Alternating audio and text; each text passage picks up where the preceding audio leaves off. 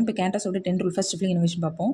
First one, lower level manager கிட்ட இருந்து எந்த நியூ ஐடியாஸ் வந்தாலும் நம்ம அதை வந்து டவுட்ஸோட வெல்கம் பண்ணுறோம். ஏன் அப்படின்னா அது நியூ ஐடியா. செகண்ட் ஒன், அது லோவர் லெவல் மேனேஜர் கிட்ட இருந்து வருது.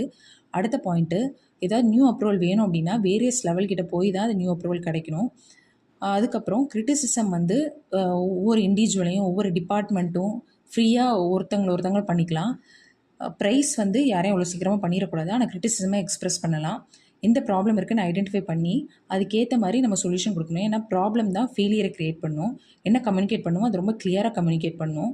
பாலிசியில் ஏதாவது சேஞ்சஸ் இருக்குது, ரீஆர்கனைஸ் பண்ணணும் அப்படின்னா அதை சீக்ரெட்டாக சொல்லணும். என்ன பெர்மிஷன் வாங்கணும் அப்படின்றத வந்து ரெக்வஸ்ட் பண்ணி ஜஸ்டிஃபை அது கரெக்டாக இருந்தால் தான் பெர்மிஷன் கொடுக்கணும். ஏன் அப்படின்னா ராங் ஹேண்ட்ஸ் கிட்ட தப்பான இன்ஃபர்மேஷன் போச்சு அப்படின்னா ஃபுல்லுமே ஸ்பாயில் ஆயிரும். லோவர் லெவல் மேனேஜர் கிட்ட ரெஸ்பான்சிபிலிட்டி டெலிகேட் பண்ணலாம். ஆனால் த்ரெட்டன் பண்ணணும், நீ ஒழுங்காக ஒர்க் பண்ணல அப்படின்னா உங்களை வந்து லே ஆஃப் பண்ணிடும் அப்படின்ட்டு. Top management knows every thing.